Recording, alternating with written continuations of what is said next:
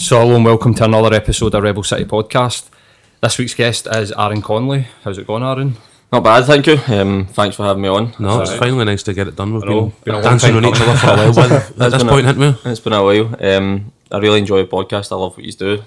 Giving people a platform to come on and just tell honest stories from Glasgow and around, and it's something I've always really enjoyed. So, podcasts like yourselves as well that I always listen to and subscribe to. So it's always weird when my own name pops up on my podcast feed, which will happen soon. But it's cool. Me too. I mean, even for me, sometimes I'm like, fuck, man, there must be something different about it. Like when doing your own podcast, it's like, aye, that's fine. But when you're, it becomes like an ordinary thing when you do it, but then you pop up on somebody else's show and you're like pure, as you say, sitting at the lab, up on the other end of the table, like pure. How's this going? An element of responsibility that you don't really care when it's your own platform. But anyway, mate. So I think that, I mean, I've definitely read quite a bit about your story, but just to sort of give people an idea of what you're about and stuff, you're obviously like a big mental health advocate. Yep. But you've had your own experiences of that, so... So, I mean, everything that I do is driven by my own experiences and my own troubles, if you like. So I've sort of suffered with depression for, I think, medically diagnosed with clinical depression about 6 years ago now. 5.5, 6 years ago. Obviously, depression comes and goes, so over that time I've been very up and down. But sort of looking back into my childhood, I can really trace it back to my teenage years. It's mainly anxiety back then, but sort of the anxiety giving you that low mood, that probably really early signs of depression that now being 15 years on, it would probably get picked up in a teenager now, but it wasn't picked up in me back then, and I had no idea what it was until my early 20s. And it was actually my wife Siobhan who sort of pointed it out to me, because she's a nurse with a medical background, so she sort of understood the signs very early in our relationship actually. But I mean, I just thought at that time that I'm just like one of these pessimistic people. I'm just a bit of an introvert. I'm quiet. I don't have any confidence and stuff. But actually, it was probably more the fact that I was sort of struggling with mental health issues way back then. Yeah. So, that's the main part of my story. Obviously, is around, and a lot of what people want to speak to me about now is like around the suicide attempt this year. And I know I say it in almost a blasé way, but I think I've told this story so many times I'm almost numb to it. Yeah, we were talking about this off night before you came into the room. We were having a conversation with my girlfriend, and it was like one of the sort of things that had cropped up when I was thinking about the podcast was, does sort of having to, because this is something that me and Matt have had to do as well, where we have to keep getting into your story, and obviously you're doing different platforms and people want to hear your story, but do you think that it sort of keeps you in it a wee bit? A wee bit. So I had a really good conversation with my counsellor about this about 2 weeks ago now, and she was sort of saying to me, like, you want to move on for being that guy, and it's so true, and my wife's massive on that to me too. It's like, I don't want to always be the guy who tried to kill himself. Absolutely. And I'm trying to find ways, and I mean, I'm happy to talk about it. Of course, it forms a massive part of my life, a really traumatic experience at the time, and the 4 weeks in hospital afterwards were also really traumatic, and there's great learnings that I've taken from that and that other people can perhaps learn from, and I think I like to help people sort of understand the mindset of a suicidal person, so I prefer to delve into that than to say, oh, I stood 2 steps short of a train track. Yeah.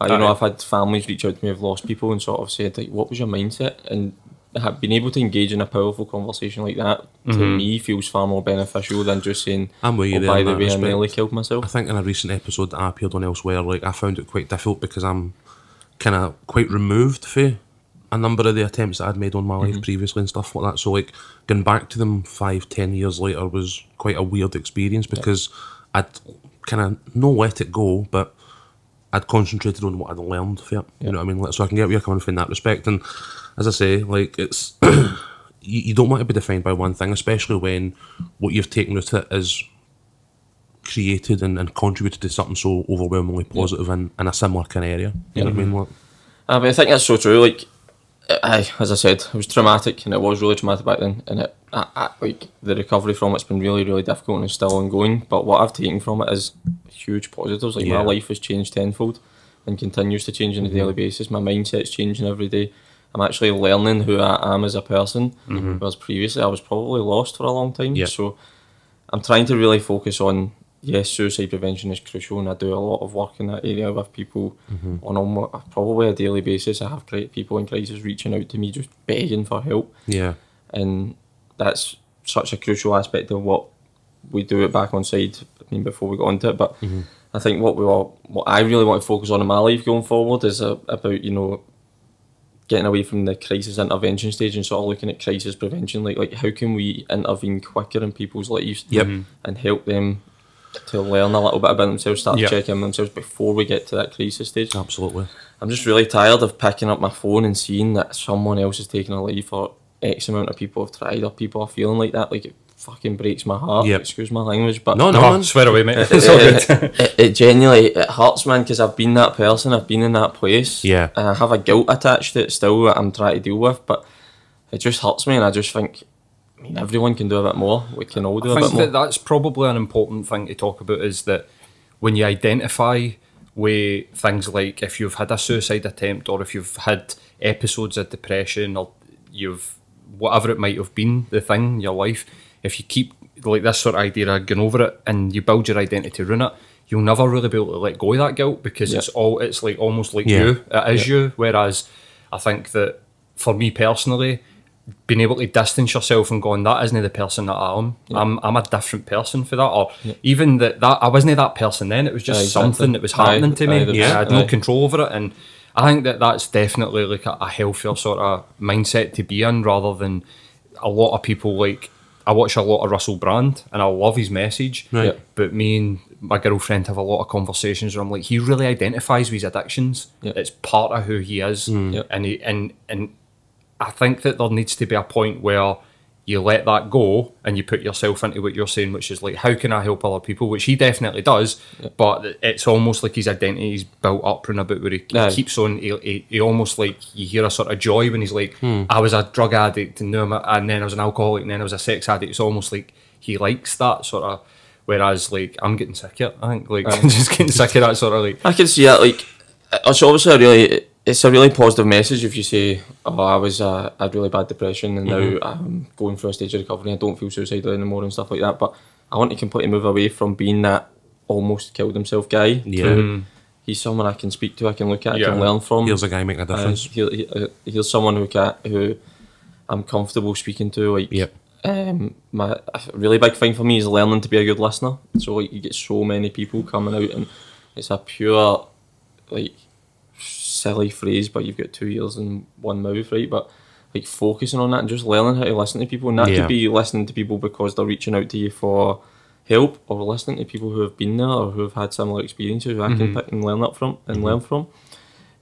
So I'm like, totally, my mindset is like, it's almost like a crossroads right now where I'm just going through stuff and trying to change myself first. Or not maybe change myself isn't the right word, going back to what you said, Paul. Maybe it's just that I was this person, I just didn't understand it. So it's like looking inward and trying to understand it. This is something that resonates with me because, similar to yourself, obviously I'm assuming a fair bit older. We'll not get into it again, as we tend to every week. Who is this fucking podcast? It's becoming a weekly tiff.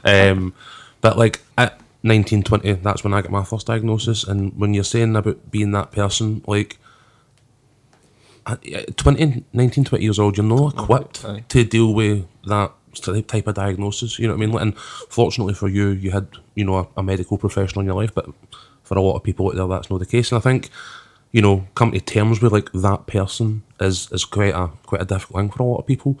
But, like, also, what I like is, and again resonates with me, is, like, I think we're at a point now where awareness isn't enough. It's great when people go, let's raise awareness. Like, I love the fact that you're like, no, I need to do something. Like, and you're now working towards that goal. I think I had a minor tiff on Twitter last week on Mental Health Awareness Day. Right. And the day, I struggled on that day, just going through my feed, just seeing all these people doing hashtags. Seeing all these people doing hashtags, seeing all these people saying talk. And I'm like, aye, great, let's talk. What the fuck are we doing after we talk? Like, I can come and say to anyone, I've got depression, I'm on medication, but then what? Like, so I can talk about it for one day a year, and then what? And I know the premise of that is fantastic. Yes, let's get people talking. Let's get people listening. Let's get people taking action. So, massive on peer-to-peer support, and we can talk about it a bit later, but I'm like starting up some support groups and stuff, Cool. and I like to move away from the support group term because it makes it feel like a rigid, non-fluent type of thing. But last week I think I tweeted basically the day after saying, look, yesterday was great and there was a lot of talking, a lot of hashtags and everything else, but the conversations are just as important today as they were yesterday. What's happening today? The 11th of October is just as important as the 10th of October. Yeah. So are we all doing hashtags today? Are we all talking today? Or are we all just going back to our normal lives? And I know that sounds a bit crass, and some people are like, oh, but we're all just doing what we can because we can't just have these conversations every day. But there's people fucking dying every single day. So see, while people are dying, we need to talk more, and we need to listen more, and we need to take more action. And not everyone has to jump on their Twitter or any social media and become a mental health advocate or whatever else, but just probably try. important that everybody doesn't do that. That's a good point. Is that if not to be a dick, but if all that you're doing is a hashtag, then it's not enough. Like, are you the day before Mental Health Awareness Day? Did you ask your best mate was he all right? Exactly. Like, are you doing it the next day? Are you actually having these conversations? I think a lot of the time, I look at when these things. I'm quite cynical as an individual, but when I see these things, I don't really take part in them. I didn't tweet on Mental Health Awareness Day because I was like, well, I took care of my mental health yesterday. I've got my routine that's happening every day. And when I'm in work, if somebody comes up, like I've got an office, and if somebody comes up the stairs and I hear them walking up the stairs slowly, and it's, I'm always like, is everything all right? No, everything's fine. And I'm like, no, but seriously, because you just trundled up the stair and you're huffing and puffing, like, what's wrong with you? I'm not having a go at you, I'm just saying, is everything all right? 9 times out of 10, they'll be like, oh, fuck, see last night, blah, blah, blah. And all right, I'm being selfish because I'm managing people, and I'm saying to them, right, get it out, I'm listening, that shit, put it to one side and let's get to work, and use work as a distraction to get you out of this mindset and go down. And I'll check back in with them next, throughout the day, make sure they're all right. Sent a message to the guy that's like my manager on duty saying, so-and-so wasn't feeling great yesterday, just mentally going to make sure that you check in well. He's like, right, I've already checked in well, she's all good.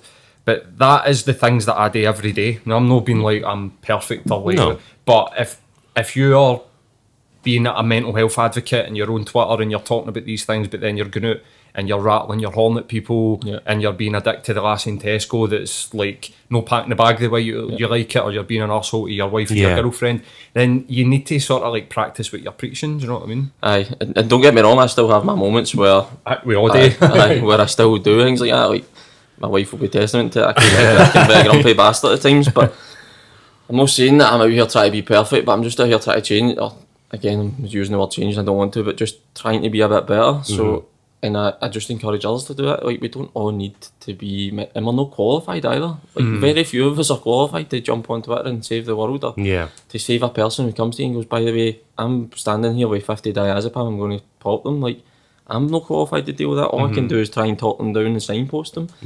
So I think it's about understanding what you can control and controlling your controllables. But first of all, like, look inward first, and then we can start looking outward. But the whole mental health thing, it's fantastic. Like, I remember 6 years ago when I got diagnosed, I thought the diagnosis was going to cure me. I thought the diagnosis and the first set of pills, and I remember doctor saying to me, 2 or 3 weeks of taking them, you'll feel better. So I thought, fine, great. 2 or 3 weeks taking these, I'll be cured and I'll be myself again, or I'll be a better version of myself. 6 months down the line, I was still lying on the couch because nothing changed. I didn't do anything differently. I just popped a pill a day. I think that's the thing when it's sold to you as like a sort of silver bullet, that, you know, a lot of folk make that mistake when it comes to their medication, is that they go 2 or 3 weeks time you'll feel better. They don't tell you that for that 2 or 3 weeks your body will be an absolute war zone. That at the end of that process you might need to begin again, or change, or up dosages, down, you know what I mean? Like, it needs to be dialed in, and it needs to be specific to you. And like, I find that, you know, a lot of the criticism that people get or have like, you know, being medicated for mental health issues is that people don't always necessarily feel the benefit of it, but it's because, you know, an overstressed and sort of under-resourced NHS sometimes don't have any other option but to throw pills at people. I think on average you get each GP gets 6 minutes per patient. Now, I can't come in to a GP and tell you in 6 minutes what's making me feel this way. Absolutely not. That's it, man. And therapy can be 10 weeks. Do you know what I mean? 10 hours. I've been engaging in therapy for the best part of 9 months now. In fact, probably closing on a year actually. And albeit I had a period where I wasn't engaging, which sort of culminated in everything that happened in April, where I was struggling to engage with work and stuff. But I'm still going through it. I've seen multiple different therapists, multiple different types of therapy. I'm on my 5th SSRI attempt, and I had a conversation with someone the other day and he was saying your doctor has 6 minutes to talk to you. He's as well as putting a dartboard up and chucking a dart at it. Absolutely. And getting his medication right. I remember I went at one time when he actually Googled my symptoms, the guy. I was like, so here's where I'm at, you know, just put it all out there on the table. And he was like, cool, give me a wee sec. And it wasn't Google, but it was like whatever the NHS equivalent was. And then he came back, but there you go, there's Stretaline. Seen 4 weeks. And that's no slight on GPs. No, like, no, you have to deal with a whole host of things. And we talk about this a lot, where we'll know having a go at the individuals, and we talk about the lack of resource that GPs get. And I mean, I think the last 4 or 5 times I've been to my GP, it's been a student that's sitting in front of me, and you're almost like, right, okay, but it's no, my grievance isn't with the person that's sitting in front of me. My grievance is with the system that they work within. They're just working within a system, and they're going through their education. They're getting a 6'5", 36-year-old guy coming in that's pissed off at the system that they're working within. Do you know what I mean? I can't imagine that they like me much either. But I think that in that sort of space, the GPs are under so much pressure, and again, they aren't even qualified to deal with these things. Like, we don't have. Where are the like psychotherapists or the CBT guys that you don't need to go and pay 35, 50 quid an hour to go and talk to, that you can get for free? This is the type of thing that people need. Do you know what I mean? And there's just none of it there for them. I think that's why we're seeing the growth in these pop-up things like Back On Side as a charity, like Men Matter Scotland, who you've had on, these type of peer-to-peer things, and it's why I'm so massive on it. Like, there's a lot of mental, and this is really key as well, there's a difference between having poor mental health and having a mental illness, right? So and a lot of people don't understand that. And a lot of people just think that it's all mental health. So I'm struggling with mental health. Well, are you struggling because you're not living your life right and you're not doing the right stuff? And is there things that we can change that would make a difference? Or do you have a disorder that's an actual mental illness? So there's a lot of the poor mental health aspect of it where we can help each other a lot before even engaging in any services. And that's sort of where I think that I want to focus in my life, is that yes, I've been clinically diagnosed with depression, but there's a whole lot of stuff I can do better to make myself feel right. As well as that, yes, I might have the need for medication. I've been told I do, so that's fine. I'll engage in that and I'll take the medication. I'm not sure how I would feel about it really, but for the time being, the last 6 months has helped me, so I'm going to go down that route. But there's a lot of things I've done and changed in my life that have really helped me feel better mentally. I want to help others do that. Now, everyone's different. Everyone's got different needs. Everyone's got different likes and stuff like that. So what works for me might not work for you, Paul, or you, Matt. But I use a whole host of different tools. I call it my toolbox, but I use a whole host of different stuff. So if I can help you engage in, or like, so you like writing, let's start a fucking writing group then, and we'll get together and we'll sit and we'll just try. And then we'll see. And if you're engaging in actions like that every day, then slowly but surely you'll start to turn that truck, and things will start to get better. And if you have a disorder, then or a genuine mental illness, then yes, you need to engage in services, and I can signpost you. And if you're feeling a bit shit, I can talk to you and I can listen. But there's a huge difference, and I think there's sort of there's blurred lines at the minute, because everyone wants to talk about it, and it's great, as I keep saying, fantastic that we all want to talk, and everything. People are being more open, and people feel more safe in their environment, that they can chat openly about stuff like this. There's a small connection maybe to this because there's a lot, we spoke to our previous guest Mandy Rose Jones about the stigma of being medicated. Where there's people out there, or there is a movement of people that, and I think they're just ill-informed, where they think that you don't need the SSRIs, you can go to the gym, eat right, meditate, write, journal, gratefulness, all these things, which work, I think, in the sort of pandemic area that we see of poor mental health. But if you're mentally ill, you need intervention. Need medication, and to actually be like thinking less of somebody because they medicate, I think is just ridiculous. Crazy, absolutely ridiculous. I mean, Mandy was saying it saved her life. Getting medicated saved her life, and she's ongoing. And she's had sort of stigma thrown at her because of it, and you're like, wow, that's crazy. But she's actually clinically depressed, whereas somebody who, and this isn't me like victim blaming, we live in a sort of time where you need to tread very carefully. But if you're not enjoying your job, you've got no creative outlet, you don't see your pals, you don't like your family, There's things that you don't exercise every day. Your diet's shite. There's work to be done. Yeah. And once you do all that work, or you do some of that work, you still don't feel right.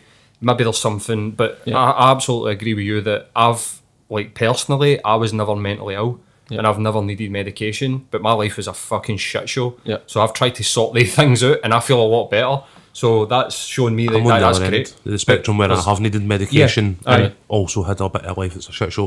But I think that's where we meet in the middle, and I think that's where the points that you're making come across to me, because like these peer-to-peer groups, like we love having guys like yourself on and talk about these type of things, because like these groups are out there literally fucking saving the world at the minute, as far as I'm concerned. Absolutely. Like providing a service and a structure and a level of support to people who, if it is a situational dip or poor mental sort of health, as we've been discussing it, then sometimes that is all folk need, is like we'll catch up twice a week, we'll have a blather of coffee, we'll play football, or we'll do whatever it is, we'll go for a hill walk, or any of the number of the examples that we've seen for these groups, and like such a simple thing having such a massive impact on people's lives. And I think that's why I particularly love having guys like yourself on here. I think it's a massive thing for me is isolation. So people, when they feel down, the first thing you do is isolate yourself. Yeah. I don't want to go to that. Yeah. I don't want to go to work today. Mm-hmm. And when you start to go down that route and you go into that rabbit hole, it's very, very hard to get out. So see if you can create things that stop people from having that isolation. So if I find out what you're interested in, and I get people reach out to me, I like playing football. Right, well, in your area I know there's a 5-a-side group going on. Why don't you try and go back on site to have drop-ins? Yep. In loads of areas in Scotland. Look, go along to that. Make that a commitment and make it a non-negotiable commitment in your life. Yep. And let's see what comes off the back of it. And yes, every day is going to be fucking hard. And of course it is. Like, I would still wake up. I've been doing tweets recently every morning, just sort of sharing my morning routine with people, just to say, look, this is what I'm doing. But like running at 7 o'clock in the morning. I've been getting up at 5 in the morning. Here, man, like 5 a.m. runs, doing runs and a bit of meditation. Shaming me, I was lying in my bed. Pure. That's me in the extreme though. Like I need to do it in the extreme because at the end of the day, I've still got a 40-hour working week. Aye. And I'm 4 hours travelling a day back and forward to work, and I've got a wife and a son who I need to get up at 7 and get in nursery. So I need 2 hours to get. My reaction was entirely more about me than you.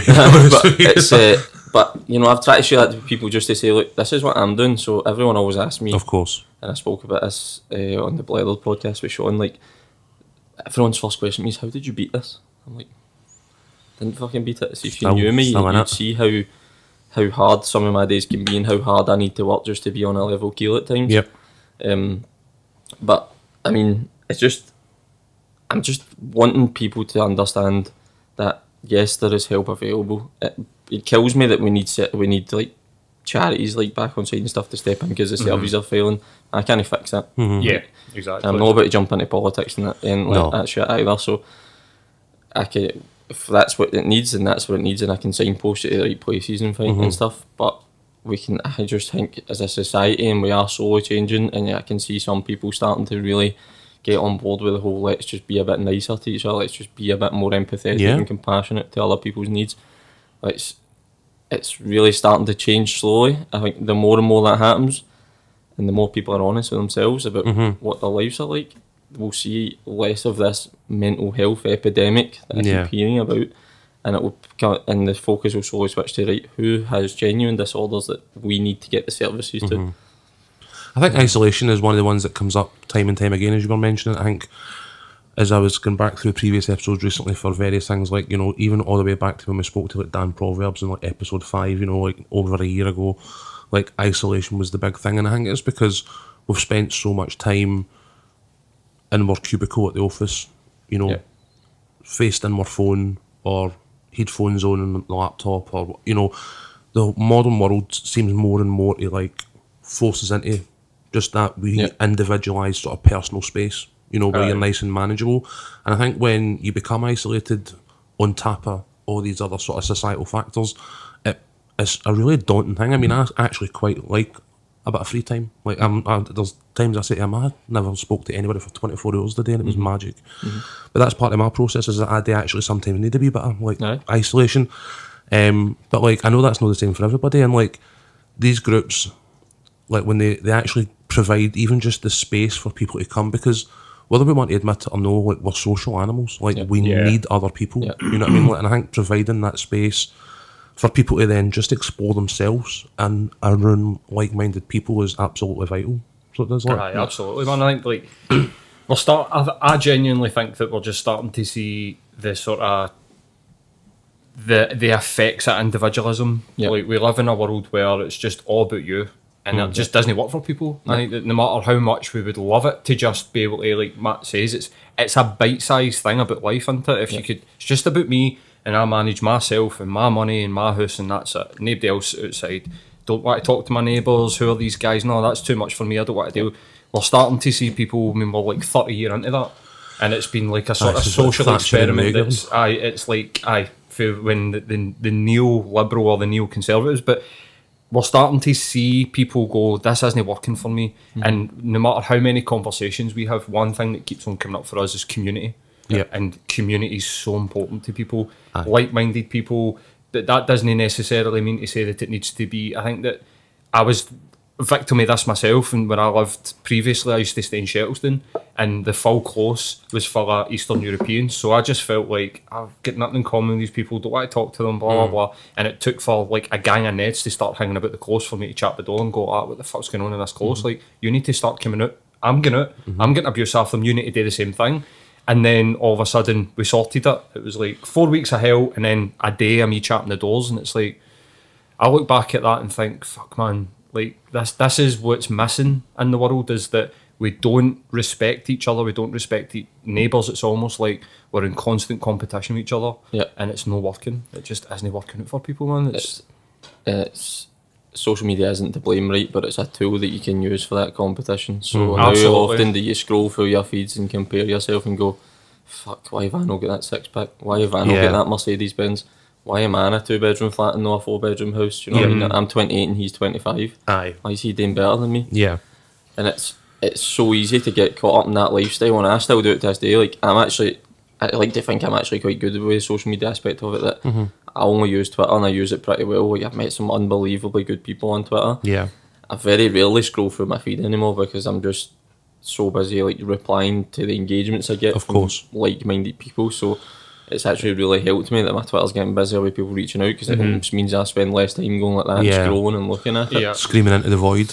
But I think, I mean, social media, there's there's flip sides to it. So like I said, you could spend hours sitting on an Instagram feed, and I used to do it myself before. I had to take Instagram off my phone for this reason, that I was just looking at it going, I'm so unworthy, like, I don't have any of this stuff. Why don't I have any of this stuff? Like, I've got a good job, I've got a career, but why can't I afford to go buy that nice big car? Or why can't I have that nice big house? Or why don't I have a six-pack? Or why is he cooking his 5 fucking perfect meals a day and I've not got time to do that? Do you know what I mean? Like, it could be as simple as that.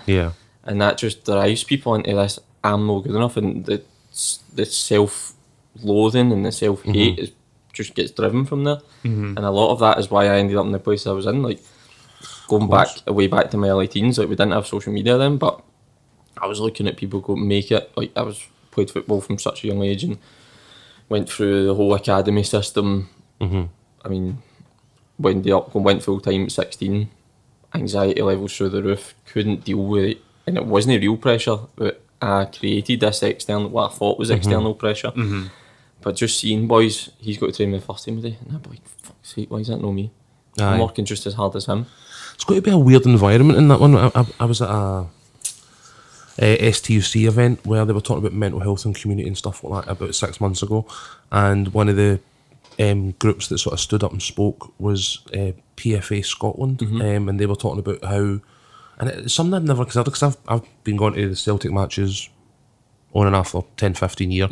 Like, football has been a huge part of my life, even though, you know, I couldn't run the length of myself at this point. But like, when they were explaining to me the pressures that particularly young footballers are on, like contract to contract, you know, you could be sitting in the reserves, but well, as you say, for all you know, your entire team that you've come through the ranks with get bumped to the next level and you don't. Like, there's all sorts of pitfalls and anxieties and stuff that I don't know that we're like. I mean, I wouldn't have been able to handle these types of pressures at 19, 20. Never mind to handle them at 15, 16, where you're having to think about an actual professional career when you're essentially a child. It's all you're set up for. It's from 8 years old. I went into the academy system at 8 years old. So from 8 till I was 20 when I finally dropped out of professional football. That was all I thought I had. So that was it. My whole identity was wrapped up in being a football player. That bought into it. We're almost like, I mean, I've spoke about this many a time, and I'll not go into it again because it would just bore the fucking tits off people. But I was in a band, and I wanted to be a rock star, and I had this dream in my mind of like, this is all I've got. Like, I'm going to do this. And when you don't do it, it's devastating. It's so devastating. And then when I'm in my 30s and I look back and I think less than 1% of people that actually try make it. And I got so far that I should have been proud of what I did, really. And that's the key. And I mean, if you think about Celtic just as and Man City, the Premiership teams are even worse for this, but Celtic and Rangers, how many players have come through and made it at Celtic that have come through that academy? They'll have squads of 40 boys every year, every age group going through, and you're talking, what, Kieran Tierney, James Forrest, Callum McGregor. But you look at the age 3 in the last 10 years that have actually come through and actually made it on to be a Celtic player, and then maybe you're talking like the Liam Hendersons, maybe another 4 or 5 boys in that 10 years that have went out and made it at like other teams. So the percentage of these guys that actually make it is so small. To tell an 8-year-old, this is what you're going to push for this, it's ridiculous. It's so ridiculous. And I think that one thing that's actually really concerning me, if do you listen to like Si Ferry's podcast?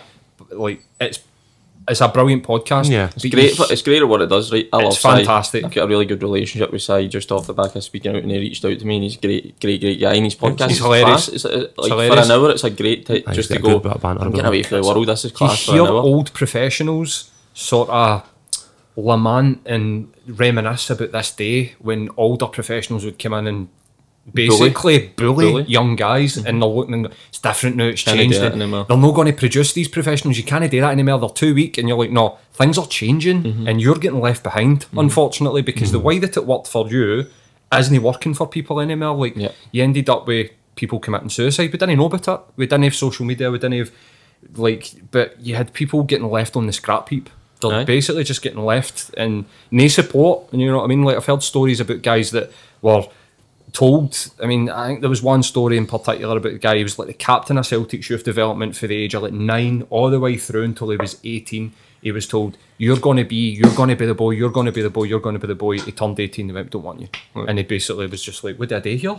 I've been told for my full life that I'm the best. Like, I'm the best guy in this youth development, captaincy all the way through, you're the main man, and then just left, and you need to go, you've fucked your education, you've not got your education, you've not went to uni, you've not got the pals, you don't have the support structure, all that you've got is this dream, and everything else just crumbles underneath it, man. And I think that the reason that they're coaching boys more now, and they're putting their arm room boys more now, and guys like Pogba, and you get guys like Roy Keane on talking about like Jesse Lingard, and like these guys are soft and blah blah blah. It is literally like it's an old way of doing things that's getting left behind, and we need to evolve it because we can't continue to bully people like to be the best. Everything else in life evolves, right? So you didn't have a mobile phone 30 years ago, you've got one now. So football's evolving just in the same way that everything evolves. Right?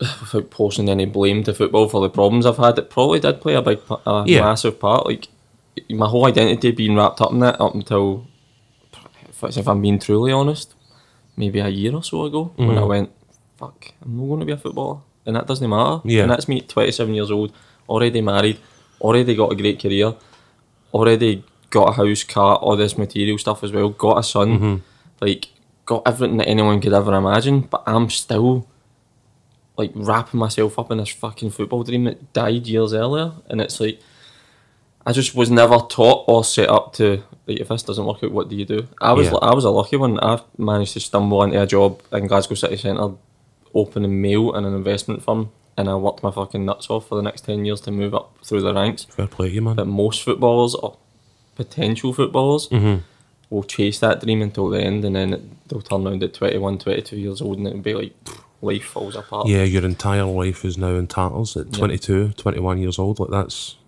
a shame that people need to go through that. And thankfully, in terms of the conversation that, you know, they had with the guys at the STUC and PFA Scotland, like, this was something that they are starting to acknowledge, and they are starting to make a lot more time Changes for younger coming. guys. So, you know, the more the merrier in that I respect. think that as well, and this is something that I've done for looking at like your social, it looks like for the outside looking in, you've reignited what it was about football that you loved, The which is enjoyment. playing the game Aye. and enjoying it. I've done the same with my guitar. Like there was times where I would pick up my guitar and actually nearly have a panic attack at doing something that I love, because I was like, no, this was supposed to be a career. This wasn't supposed to be me in my room. I don't want to do this. Like, so I had this huge pressure coming on, like put onto myself to to get something out of something that I just should have loved doing, because that's what I did when I was 15. I used to just sit up for 11 o'clock at night to 3 in the morning, play my guitar and singing, and going like, I love doing this. And I wasn't writing my own songs, I was singing other people's songs, but I just loved doing that. And then I've, in the last sort of 6 years, refound that love for that and actually started writing songs again. It's like, fucking hell, man. I could have been doing this for when I was like 17. I didn't need this pressure. I could have just went, I love doing this, so I'm going to do it. I'm not going to think about 10 years down the line. I'm not going to be like, I want to be doing this and doing that and having ideas above where I'm at. I could have just gradually maybe went towards a goal, and if it didn't work out, had other things going on in my life. It wasn't just this one thing. Do you know what I mean? Exactly. It's like you say, like the last 6 months, and it took coming out of hospital. It took nearly taking my life. It took that moment, and I've spoken about it before. Like after being locked in a ward for 2 weeks, not allowed to go to bed when I wanted, not allowed to eat or drink when I wanted, having everything directed to me, because I was such a fucking hazard to my own personal safety. Yeah. It took being locked up for 2 weeks almost for me to be allowed outside for 15 minutes one day. I always get emotional talking about this aspect, but looking up at the sun, and that it was middle of May, and just fucking feeling the sun hit my face again, and just being like, wow, I need to take control of my life. And that, like, to some people that sounds like fucking hippie bullshit, like listen to him, oh, he's had a couple of weeks in hospital and now he's going to take control and change his life. But that genuinely that was the moment. So I tried to kill myself on the 26th of April. I done 2 weeks in hospital where I was still telling him, I want to run away and do this, like I'm done. Yeah. Like the only thing that's keeping me here is that I don't want to do that to my son. But everything in my body is telling me that I can't take this suffering anymore. So they put me in a locked ward for 2 weeks with the most mentally ill people that I've ever imagined. Like it was really difficult. But that day when they phoned my wife and said, do you think he'll run away? Pretty much my wife went, I don't think so. I think he's sort of struggling. He needs a bit of downtime. And they said to me, go outside for 15 minutes, please come back. And just that sunshine hitting my face at that moment, and I've still got a picture on my phone that I sent to every group chat I'm in, just saying, fuck, I'm outside. Like, I'm still here. And through all the trials and tribulations and everything that I had been through, and all the shit I'd put up with, and all the shit I'd put myself through, all the shit I'd put other people through, I've still got an opportunity to change this. And that's what drives the guy that sits here today, to say, like, I want to help other people have that realisation. It's inspiring to me, mate. I'm not listening to that thinking that's hippie stuff. That sounds like a guy that's just had, and I identify with it, just had just such a skewed idea of what life's about, and then there just seems to have been a penny drop when you've felt that sun and just been like, wow, man, must be something you can tap so into when you're out simple. there playing as well, that feeling, that joy of being outside and being able to take that control again. It was just that moment, like, I've always wanted to be a dad. Like, my dad fucked off when I was 3 years old, and he's back in my life now, but it's like a touchy, I don't know where the relationship is. Of course. My stepdad, and he's going to listen to this probably, but he was a difficult man to be around, and like emotionally unavailable, like all this, like James Doherty was great when he was on the Adverse Childhood Experiences. Like, how you don't realise what they are, like it can be the simplest things, but they're traumatic to you. But of course, my stepdad and my mum both played a big part in that. So I decided from about 12 or 13, I'm going to be a better dad than the two guys who had the chance to be mine. And then I nearly took that away from myself because I was so... Yes, depression took a hold of me, of course it did. But I just didn't deal with it properly. Like, I had all the tools to deal with it. I had the medication, and I didn't fucking do it. And because of that, I nearly robbed myself of that opportunity. Yeah. And I nearly robbed myself of the opportunity to be a good husband. Like, my wife's unbelievable. She's the most incredible person I've ever met. and I nearly lost that. And then when I got outside of that first moment, like, it was just like just pure gratitude, and gratitude's a buzzword right now. Everybody talks about practicing it, right? But genuine gratitude, like genuinely feeling thankful for, thank the Lord, or whoever I need to thank, 'cause I'm not religious, but whoever it is out there that saved me that night, like, thank you. And absolutely. That's what drives me being, and I'm no perfect, and I'm still struggling. Most days I still go through shit. Most days can be difficult, but if I can help people, and then anyone just sort of tap into themselves, just look inwardly, like, trust me, you know the fucking answers most of the time. Yep. You just don't want to hear them, or you don't want to work at it. But it's a powerful example you set, man. And, like, you know, I think as we maybe try and move on a wee bit in terms of where we are now, like, you know, we've had Graham Wilson previously, who's also one of the ambassadors at Back Onside, organisation you obviously work with as well. I mean, I don't know, can you tell us a wee bit about him? Because it sounds to me as though, you know, you see the need for these services, these, you know, peer-to-peer, these, you know, the openness and gratefulness. And so how does that translate into, you know, what you do with Back Onside? So I am ambassador from Back Onside, so I come about by them getting in touch with me when I was in hospital, and I've engaged in their counselling services. I've engaged in just sort of speaking to them one-to-one. It's just a really personable. And was that because of the football connection? No, I don't know what it was. I think it was because when I went into hospital, I'd already spoke pretty openly about my mental health on Twitter. Right. Like, I wrote for the 90 Minute Cynic in 2018, I think, February time. So I'd already kind of said, look, this is where I am. But then what that took me, when the first time I spoke about it, just took me, so many people wanting help, and I was like, I can't deal with it, I'm not ready for this. Yeah.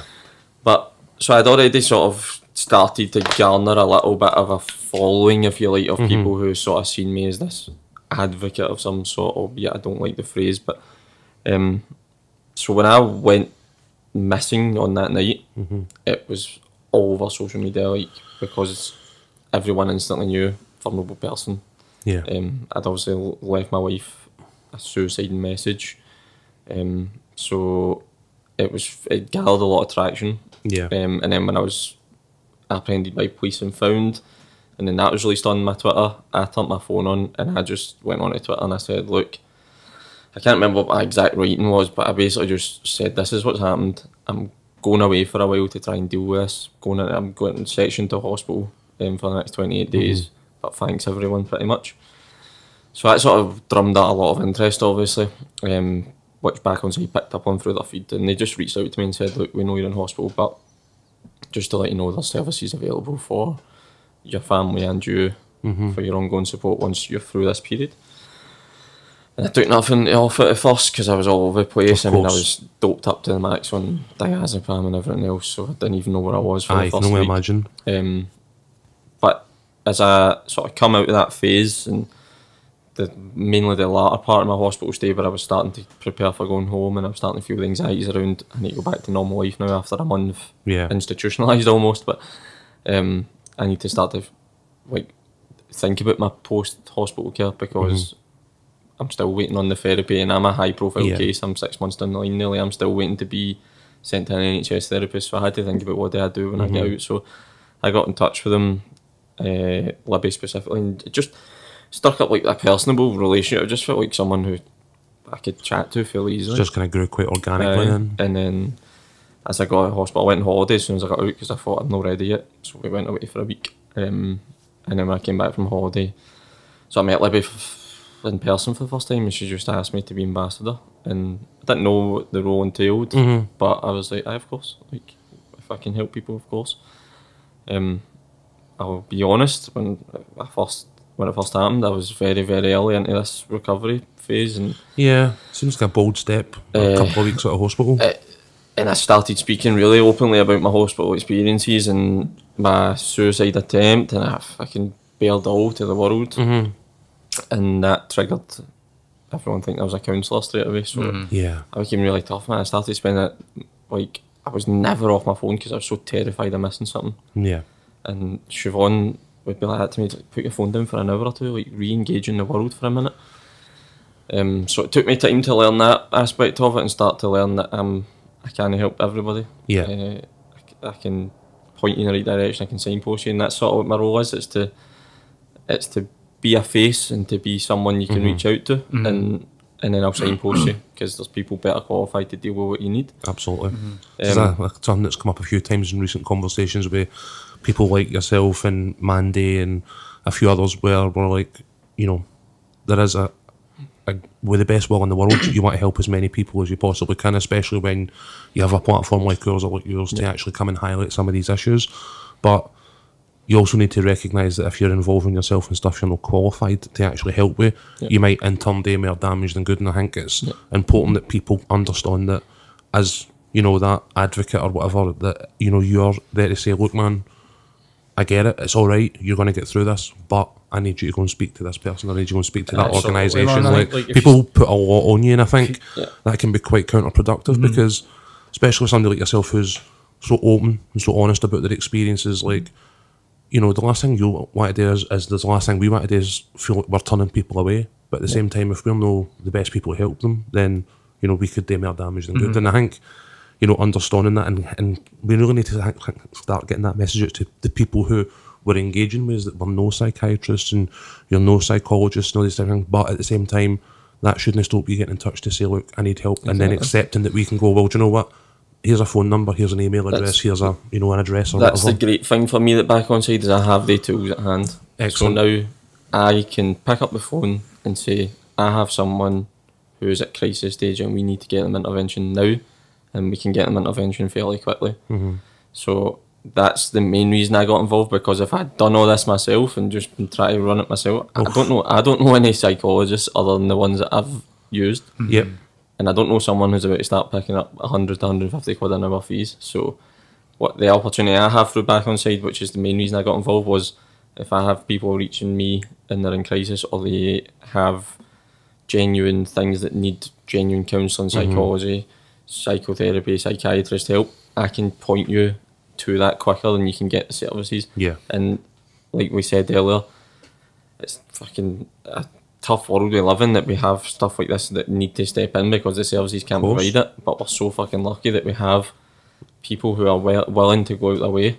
So that was the main reason I got involved, was, right, well, if I can't help you, I can now signpost you very quickly to that help. What does the signposting look like? So if somebody's listening to the podcast and they're like, they genuine, no even just crisis, but they feel something sort of like building up. If somebody was to reach out to you and be like, I'm not feeling right and blah blah blah, what are the sort of signs? Where do you direct them?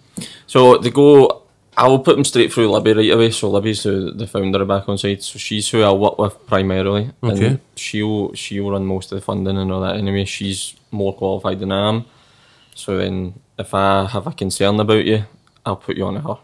And then she will engage in conversation with you. Now, the work Libby works with us 24/7. Yeah. Unfortunately, I have another life away from this stuff, so I can't give you that time. Yeah. But I'm always accessible. When you get me on Twitter, you can get.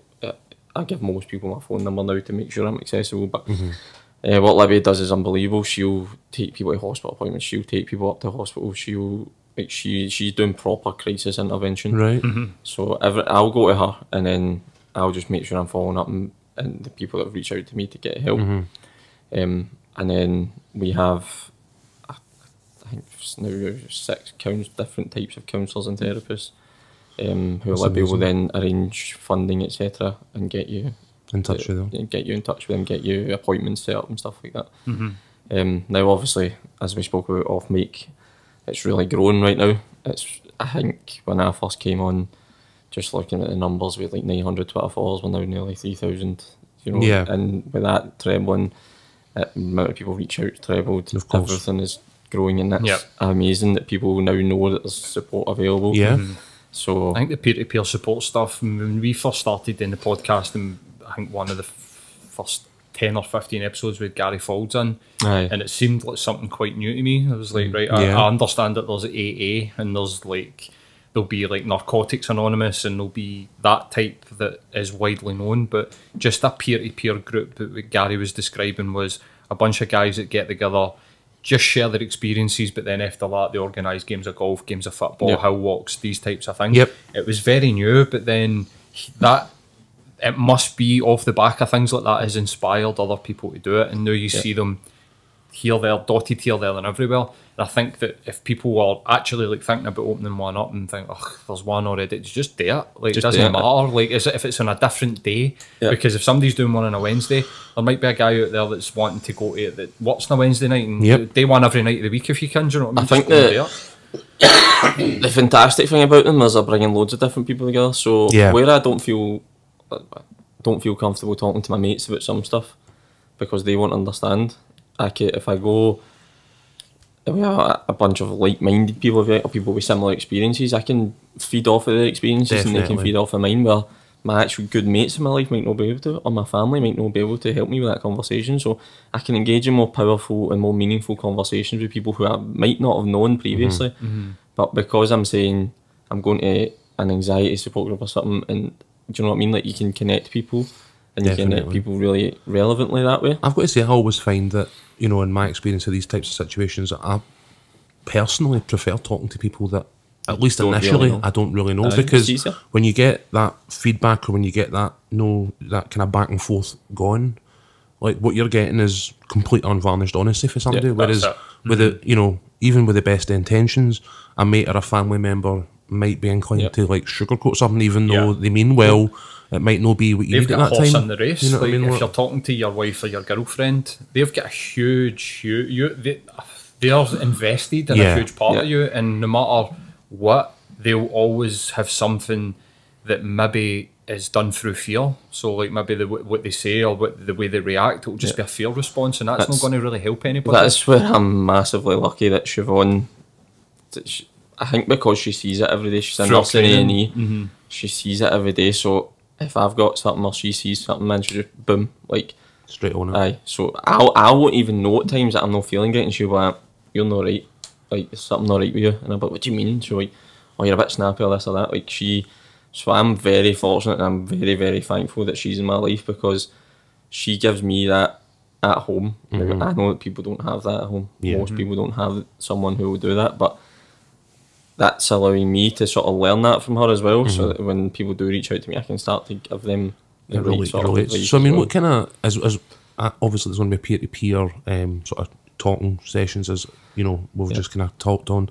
Like, what other kind of services are available? So back on side services at the moment, we're in a bit of an awareness drive, so you see a lot of going into schools and having talks, and just these are really important, and we need to educate kids. Aye, it's about education, and a huge thing for me, and it's where I want to push my life to as well. Of sort of, you know, there's a couple of facets in my life that I'm looking at, like, where I want to go into, and I'm big on the, let's help people on a one-to-one basis, like help people look inward, sort of have the experience, use my experience to help people identify with what may have been going on in their life and things like that, and I'm really big on that, but I'm not ready to do it yet, because I'm still learning. So that's maybe a few years down the line when I say, right, this is where I've been and this is how I've grown to now. So I want to focus on that and try to do some education myself around that. But what I'm also big on is educate through experience. So not only support through experience, like educate through experience. So like, I implore schools, football clubs, anyone, like, use people like me. Definitely. Use people like me. Use people like Graham Wilson. Use people like Christian Naddy, who works with us, who's a footballer who's been on the edge of it. Like, I just believe that having Heartsea, was it? Aye, so amongst others. Aye, so he came out at some point last year, sort of said that quite high profile in Scottish terms, and I think that's something we need more, particularly in like the footballing realm. Is like, and obviously, you know, in the last year, like, gay footballers have become this thing that people are waiting for people to start coming out about. But like, mental health in football is something that when you see an actual high-end professional footballer come out and go, I struggled with X, Y, and Z. Like, as a man who's spent his entire life following football, like, that's a really powerful. Like, the first time Neil Lennon, for example, you know, the first time Neil Lennon sat in front of a press conference and spoke about his depression, like, I was in the weeds at the time, and like, that was mind blowing to see somebody had so much love and affection for come out and go. Almost gives you a lift, because you say, well, if he struggles, then there's if he can stand in front of cameras and talk, if he can stand in front of cameras, if he can talk to the press, if he can put up with what he puts up with and still be open and honest, like a Nadia or whatever it is, like, then the more the better, because the example they set is so important. Like, money doesn't matter, and it doesn't even matter the success of your career either.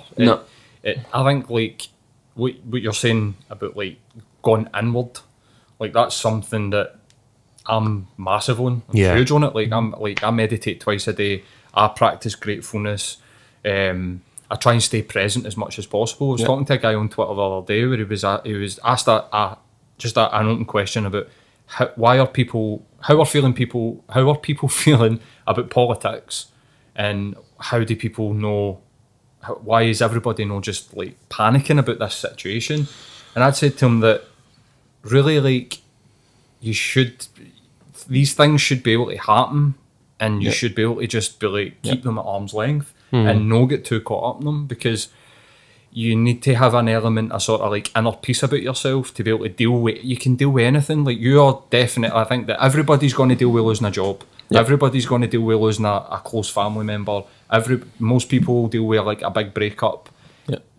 Anything could happen to you in the next 10 years, and there needs to be an element of you that's okay with that and just willing to let it happen and be comfortable in the knowledge that you can actually deal with that. And I think that when you're talking about like going inward, that is what that is being able to create an environment where even if somebody was to come up and attack you violently, you'd be able to deal with that without crumbling, because imploding. Exactly. I think that's been a massive thing for my life recently, since in this whole recovery phase over the last 5.5, 6 months, is like really just looking at myself, and it's a lot of buzz phrases, but they're so true. So like, control the controllables, right? So like you're saying with politics and the whole Brexit fiasco and all that, I can't control that. Nobody can. I don't know what the fuck Boris Johnson's going to do today, so I'm not going to stress about it. So I'll keep my eye on it and see if it's going to impact my life. For when we're fighting our bread in Tesco's. But it's so true. And then like just really focusing on like what can I control today. And I'm massive on also like one of the first things I always sort of remind myself in the mornings, I've come through 100% of my worst days in my life so far, so it's going to stop me not going through the day. That's the thought that always kind of gets me by, is that like, you know, it's got dark, it's got rough in places, but like I've won every single fucking time. You know what I mean? I'm still here, so I won every one of the battles. You know what I mean? Like, and don't get me wrong, man, I might have done some bad things to come through the day. Right? I might have done some things that wasn't always pretty that people wouldn't be able to understand or resonate with. But at the end of the day, I'm still here.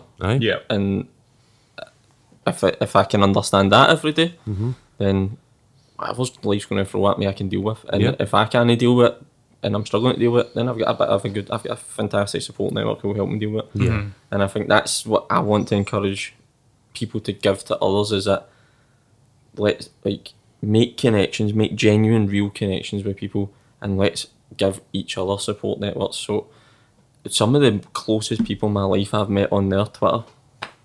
I mean, I've grown up with people my full life. Don't speak to them, but we get so caught up in this. Oh, have you been my mate for school and all that, and just like you trust your gut, build your support network from people who genuinely can help you, and just focus on controlling your controllables. That's just all you can do. Worrying about people who are in your life as a result of habit. You know what I mean? I'm really encouraged to see that in England, at least, and hopefully it's going to come in Scotland and the rest of the UK, that they're making mindfulness and meditation mandatory in school. It's massive. I think that's huge to see. If somebody, well, I don't know if for me, like, I'm sure it would have been, but if somebody had sat me down and explained to me that what you're thinking isn't necessarily a part of the person that you are, like, you can ignore it, like, you don't need to engage. And if just because you think that person's an arsehole doesn't mean that they're an arsehole, like, that's you, like, it's more about you than it is about the other person. And things like you're saying, like stuff like try to keep friends for when you were young, and people that have meant something to you 10, 15 years ago that no longer put that effort in, that's not about you, it's more about them, and that their actions are probably get more to do with their hang-ups than yours. And don't worry about that. If they want to be in your life, they'll be there, and as long as you're happy with the effort that you've made with them, then that's all that you can do. Again, going back to that, control the controllables. All you can control is yourself. And I've got mates that since I've went into like a recovery phase, or I've changed my life, have drifted away. I'm not angry at them. I still love the guys. Like, and when I see them, and when I do message them, or if I see them like twice a year instead of once a week, I'm like, how you doing? I want to know. But for some reason, people are just like, well, you've not phoned me, and like, well, you can fuck off then. It's just like, I can't be fucked with that. Like, just live your life and just let happen what happens. Siobhan's great for that for me, and I think, like, the most common phrase that comes out of her mouth almost is, "That's their shit." So I'll get annoyed at people like, "That's their shit," and it's like, it's so true. Like, that's going to be in the ballpark of the thing I say to my wife most often as well. It's like, that's got nothing to do with you. Like, even, you know, situations she might actually be involved in. Having genuine compassion and empathy for yourself and then others lifts so many. Like, I think about this a lot. I used to just float about stressed out my mind, and people would walk. This is the one that people walking slowly in front of me in town. I used to be like, "Fucking assholes, man! Like, move! Like, I've got somewhere to go. What that person doesn't. So what's your goal got to do with what they're doing?" And I reflect on that and think, why did I used to be like that? It was just because I had so much conflict going in, and I was so like horrible to myself and about myself that I just spewed that out into other people. I think this is what we can use things like Back On Side and one of our upcoming episodes like Royston Youth Action about the education of kids. Like, we can teach from our experiences, like, the next generation to maybe no be frustrated by somebody walking slow in front of them, or road rage, or however million and one different ways people's anxiety or, you know, uncomfortable or discomfort with themselves sort of emanates from them, you know what I mean? And I think that's where I want to see the focus. You know, mindfulness in schools is a phenomenal thing. Like, having organisations like Back On Side and whatnot going in and actually speaking to kids, because, like, an academic understanding of the world is fine, and that's largely what school aims to give you, because it's about, you know, taking transferable skills elsewhere. But the one thing that school doesn't, and I always regretted about my days in school, was that never taught me how to live in the real world. Never taught me how to, like, understand myself. I was 35 before the thought occurred to me that it was alright to have emotion. You know what I mean? Like, which is funny, but no, it's funny, you know what I mean? Like, I spent 35 years of my life as a man suppressing and, you know, trying to subdue any meaningful emotion in my life, because nobody at any point ever went, "Dude, it's cool." It's fine. But I think with guys like yourselves and that getting into schools nowadays and actually saying, "Well, look, let's be mindful of ourselves and let's see where that takes us, and let's learn through actual life experience, and let's see where that takes us." I also think there's an aspect of it, like, I remember being a teenager at school, or even in football changing rooms, when they used to send professionals in to speak to you, and it'd be like, whoever it was, let's just say I sent a psychologist into 25 kids in a classroom right now, and absolutely no disrespect to any psychologists out there, but your learnings from a book aren't going to resonate as much with the kids as me going in and saying, "Look, this is my life, this is what happened to me, this is the mistakes I made, this is what I've learned." I mean, I feel like I can connect and hold that connection longer than someone who probably hasn't lived it, which is why I'm so big on, let's use the experience of people to go in and help people. Like, I see a lot of, like, recovering addicts who have been recovered for a long time, and they still have that stigma, "But you were an addict." So fuck, they made mistakes, like, but what they've done, what they've achieved, like, post that addiction, that recovery phase, like, let's use these people, celebrate that. Don't just paint them with a brushy junkie or alky or whatever it is, actually, but like, fuck, man, they were in that and they got out of it. That's they've got a toolkit that everybody could fucking use. That everyone could learn from. You just so happen to find yourself in that situation.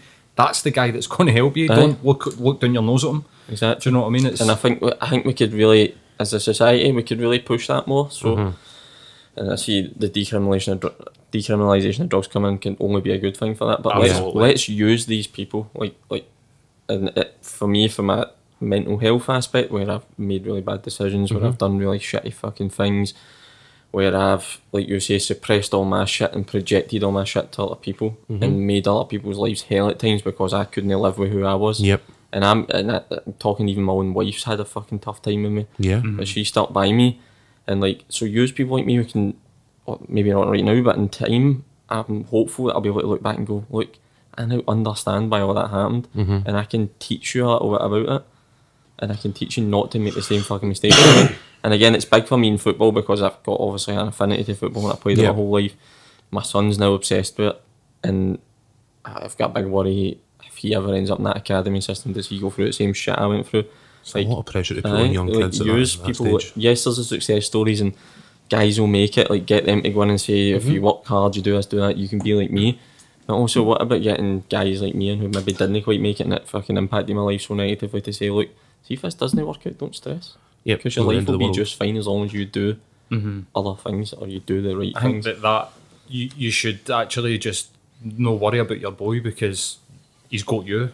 And he's got your experience first hand to be like, listen, playing football's great and looking at Rashford's great and wanting to be that millionaire football player's great, but at the same time keep your feet in the ground, enjoy playing football and explore other things. It's not like the be all and end all if you don't make it, if you're not part of the 0.1% of these boys that end up making it. I mean, when I was at school, I used to go down to Greenfield Park on a Saturday afternoon and play games of football, and there's hundreds of boys there just for the East End of Glasgow. And you think about that, and just UK like a pure small section of worldwide, East End. there's so many guys that there's so many boys that want that, and like I think that you shouldn't be worrying about it, man, because he's got you to hang with that experience and do just that, man. I mean, I'm happy to end it there, man. Our rules over, and like I've had an amazing conversation. I just want to sadly promote one thing. We would say back to the peer-to-peer support groups that the conversations focus so much around. Myself and Siobhan are launching our own one.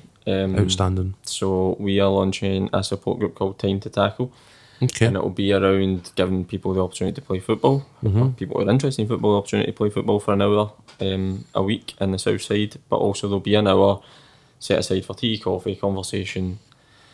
I don't really want to call it a support group because I don't want to label it with people or you need to have problems to come. If you just feel a bit fucking lonely, you can come. If you just feel like, by the way, I want a kickabout for free, come along, have a kickabout, we'll have a kickabout. If you don't even like football and you hate it, but you want to come along and meet some people, like come along. It's going to be starting on the 30th of October. In the south side, venue to be confirmed, but it will be from 7 o'clock and it'll be every Wednesday ongoing, and it's called Time to Tackle, and the name's just centred around obviously having a football connotation the whole tackling, but let's tackle isolation, let's tackle stigma, let's tackle some anxieties, depressions, whatever you're going through, man, let's fucking tackle it and let's use the power of football to do that. Sounds really interesting to me. One of the things is I've in recent years addressed mental health, medication, alcoholism and various other things. The next one on my list is my weight.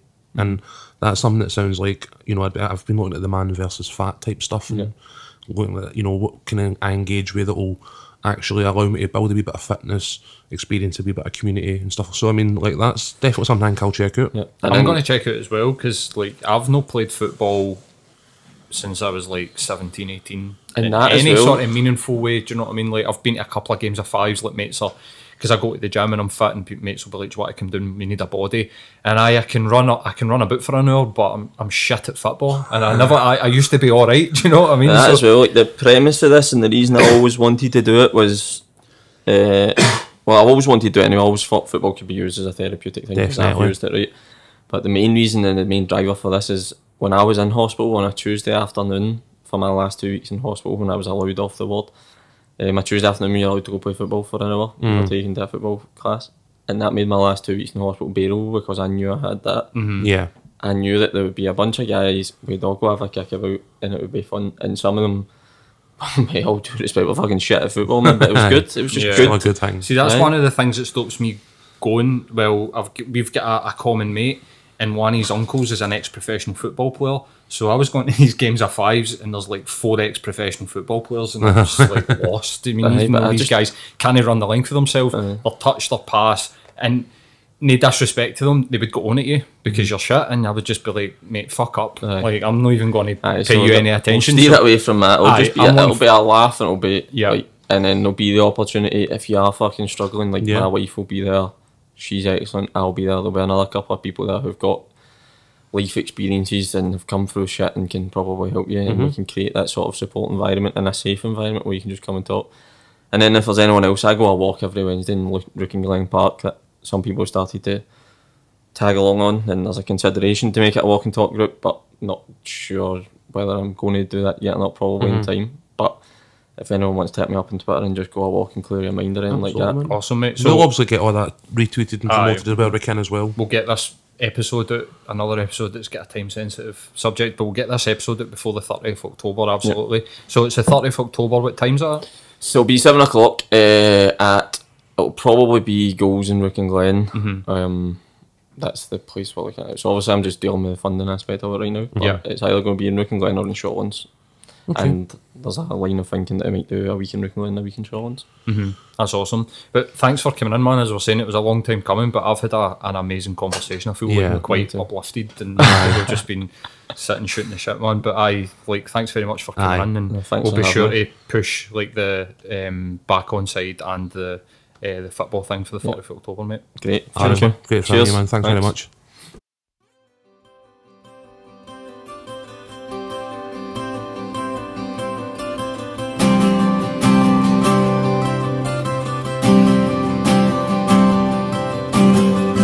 I made a promise to whom will not to you, so stop the party.